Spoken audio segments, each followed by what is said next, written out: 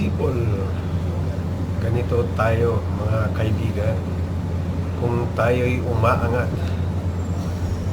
sa ating buhay ay huwag kalimutan ang mga nasa ibaba.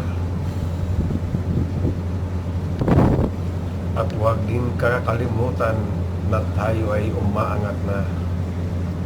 Huwag kalimutan samahan o tulungan ang mga nasa ibaba. Ganito tayo mga kaibigan. Tingnan nyo ang ampalaya. Sumisibol na patungo sa kanyang adhikain o minimiti. Kaya maging mapagkumbaba tayo